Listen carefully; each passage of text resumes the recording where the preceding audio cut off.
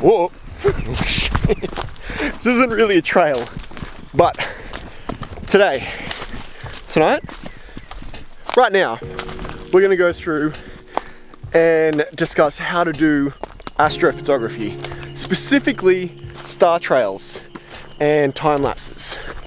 Now, you might be saying, Matt, it's daylight. And you'd be very right. But the most important thing when doing astrophotography or star trails or anything like that is scouting a location so that you're not just aimlessly wandering around in the dark, which I've done plenty of times. And the place I've gone looking for is this. How wild is this place? But basically, I'm gonna scout the perfect spot to set up a time lapse and have Milky Way just going crazy behind this.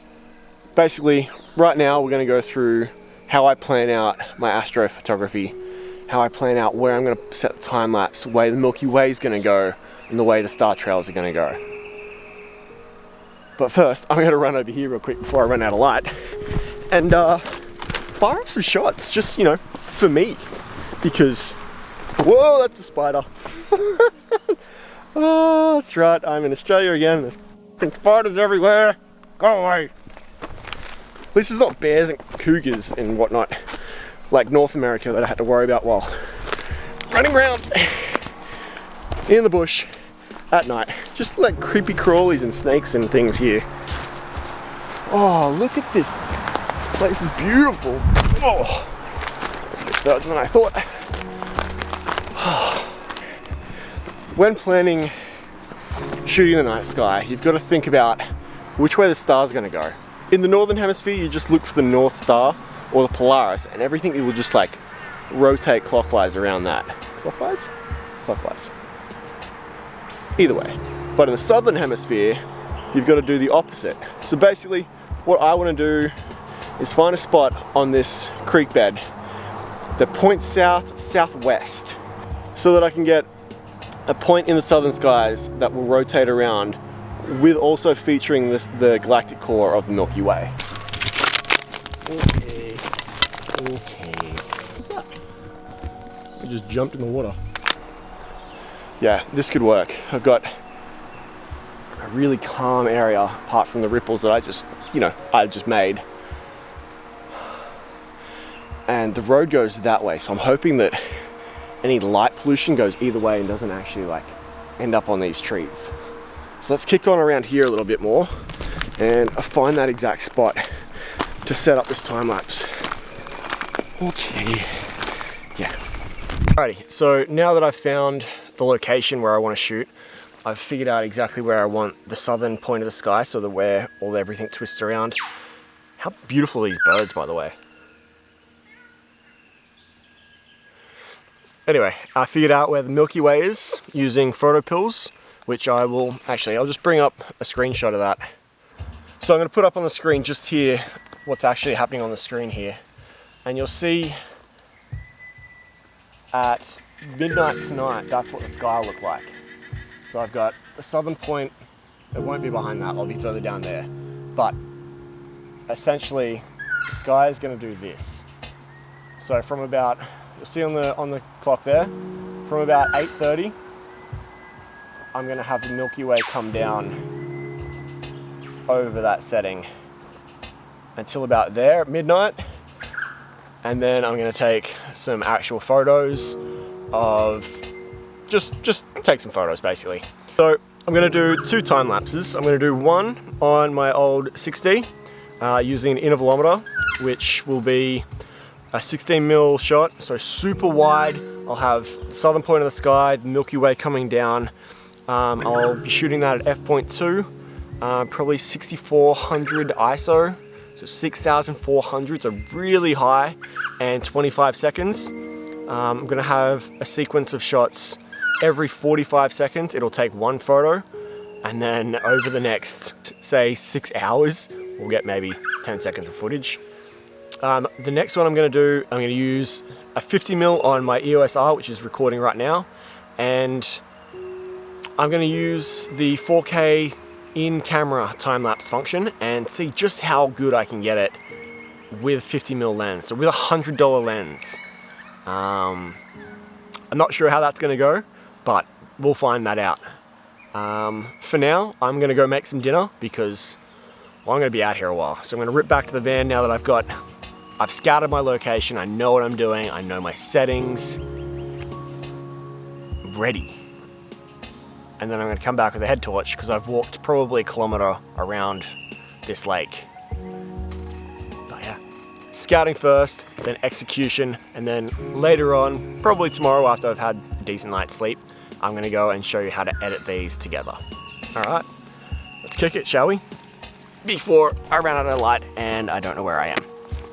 Good chat. Alright, so, checklist. First of all, before I go wandering off into the dark. Intervalometer, tripod, second tripod. Go in there.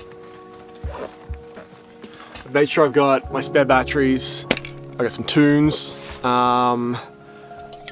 Red Bull, because I'm going to be out for a little while. I'm going to hike out, set up the shot, let it go, come back to the van, edit some photos and do some other productive admin kind of stuff. Duct tape. You need to go in the bag.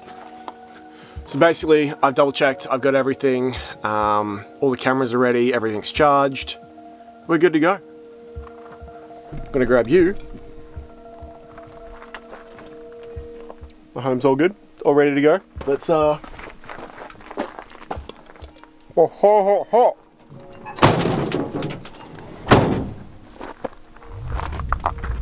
That's impressive. It's a little bit more creepy coming down this time. Got all sorts of things going on. You know what? I can't actually see very well with this light that's illuminating my face. So I'm gonna leave you here real quick and I'll catch up with you once I've walked like a kilometer and not died. You know, yeah, good chat. I'm gonna tell you a little story, right? I've spent the last essentially 5 years in North America where I just didn't have to deal with this problem. I've forgotten how much I hate spiders. Fun fact, when you shine your light from directly above your eyes onto a spider, its eyes shine directly back, straight at you, so you can see these little green glimmers everywhere. And when like you're in the Australian bush, they're bloody everywhere. And I mean everywhere. And they're not like little baby spiders, they're fucking monsters. This is also like the creepiest place. All of these dead trees. But we're gonna get some banger shots, even if I have a mild freak out. You know, they've just got too many legs. They got too many legs, and they're too long, and they're hairy little fucking things. They make webs. What kind of fucking creature makes webs? Oh, I don't like it. I don't like it. And they're everywhere. I can see them right now. Tiny little, creepy little eyes. To be an adventure photographer, don't you, Matt? Don't touch anything because there's a bloody spider on it, no doubt. Oh, that's a bit of mud. Oh, this is fun. This is straight up. There's a little spider there. I can see your little eyes beaming at me, you devil creature. Ah! Nailed it!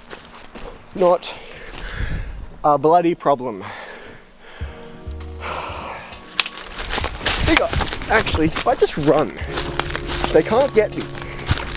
I'm gonna stop being a sook and just go do what I set out to do. Because you don't want to see this, because this is embarrassing. Just got chills. Ugh. I would honestly prefer dealing with the like constant threat of a cougar like lurking in the bush. These creepy little things. So what I'm gonna do now is run around and take a bunch of shots and figure out just exactly what frame I wanna like lock in for the long haul, which is it's probably gonna be about 5 hours of time lapse, 4 to 5 hours. All the usual setting. I've actually done a Astro Basics, which I will link here. let's do it there. On basically how to shoot astrophotography.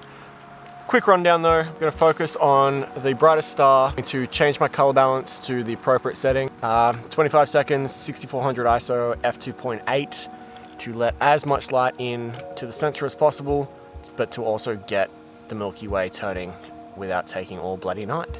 Plug the intervalometer in and let that go. I'm then going to grab my EOS R with a 50mm, and I'm going to focus on the southernmost point in the sky. I'll see you on the other side, because I'm going to be using this lens on that camera and then swapping it out with a 50mm, and you don't want my face up this close, because that's just way too close. Anyway, I'll see you in a little bit.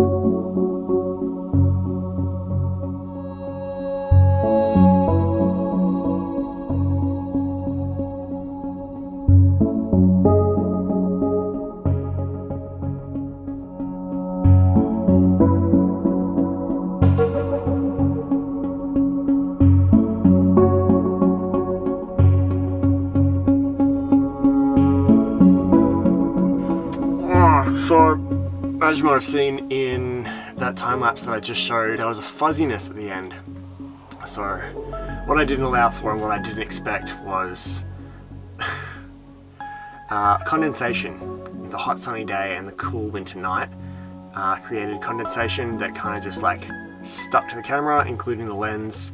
So you notice about, I don't know, a third of the way in, it just goes really foggy. It wasn't fog, it was water on the actual glass. Kind of annoyed about it because I sat in the van for 5 hours that I didn't really need to. But here we are anyway. I'm going to show you how to actually turn all of those images, including the average ones at the end, into a time-lapse video. I'm going to do that in Premiere, and then after that, we're going to dive in and show you how to use those images that you used in the time-lapse to then create STARTRAILS, which is it's super simple.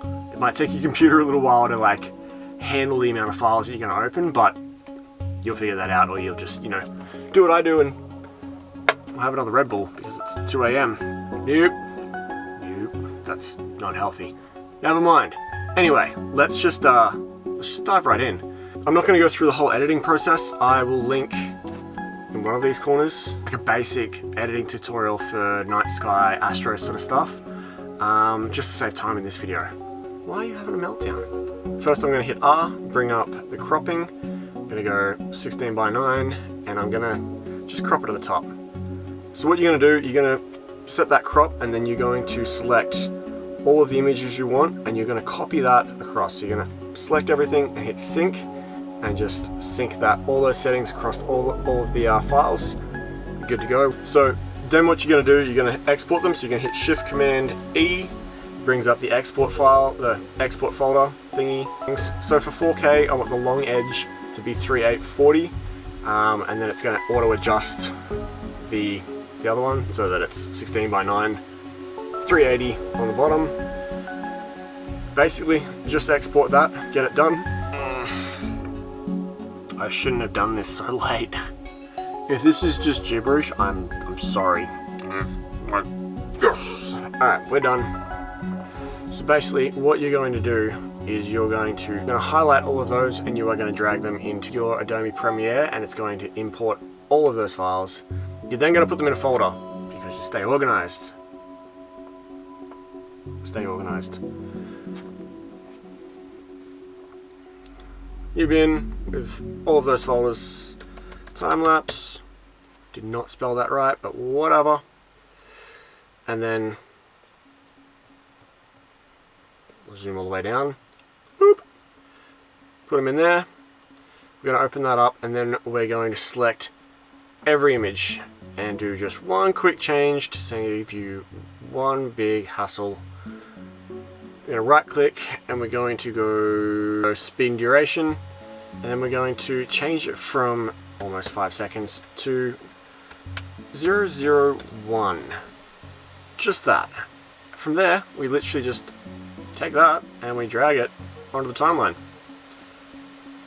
And that's essentially the most part of making a time lapse. And then you have pretty much done it. There it is. and it's not going to look smooth because it's trying to handle a big file. So what you're going to do is you're going to highlight that, stop that, and then you're going to right click and hit nest or make subsequence. I'm just going to nest it for now. Usually we'd name it properly, but I'm just showing you how to do it, so give me a break. But yeah, and then that's your time lapse. But yeah, that's your time lapse essentially. Super quick, super easy. You just import the files, put your edit on them, export them, bring them into Adobe Premiere, and then change the time they actually spend on the screen, put them all together, and dump them in your sequence wherever you want. Which I'm going to put them at the end of the vlog sequence that I have been editing, that I recorded, well, 4.5, 5 hours ago. About spiders. Yep. Okay. Oh yeah. I'm gonna stop talking about that. I'm just gonna Alrighty, so time lapse is done. Now let's dive into how to make a star trail image. It's also super simple. Let's just dive into it now. It may put a bit of a strain on your computer opening up so many files in Photoshop, so bear with me because this is an old boy. So basically what you're going to do is you're going to highlight all your images, the ones you've previously edited. You're going to go right click and you're going to go up to edit in, open as layers in Photoshop. Now that is going to take a while, so we'll get to it. Ready? So now that I've opened up all my files in Photoshop, so really all there is to do is to select them all. So we're just going to hold shift, select every one of them, and change the blending mode. That's it. So I'm going to go down to lighten. It's probably going to be a lot with the amount of stars they're showing on this one. It is a lot. If you've got less stars in the actual image, I'd use that one. I'm thinking pin light's probably going to be the best for this. Just going to hit that one, and whew, that looks stunning. It's literally that simple. You open up all the files in Photoshop as layers, which will break your computer, and if it doesn't, then you literally just change the blending mode on them. I'm then going to flatten that, so I'm going to right click, flatten image. Right, so that's that image. It takes forever to shoot, but the editing process, as you can see, is very simple. It's literally just a few clicks of the button. I mean, I guess all editing's like that. It's just clicking buttons, but you know what? You get the point. You get the point. Super easy to do. Hope you guys enjoyed that. Hit that like button. Drop me a comment below. Let me know what you thought about this. I know this might not have been so this might blah, blah, blah. Exactly. You know what? I'm tired. I'm going to bed. I hope you guys like this. I'm going to export this now, and I'm going to go to bed. Good night, guys. Peace out. I will see you next week. Oh, go to sleep, Matt.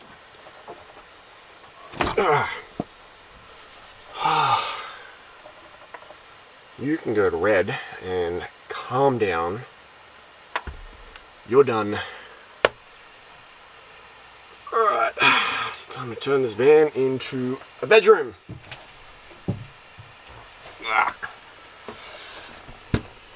Peace out, guys. I'll see you soon.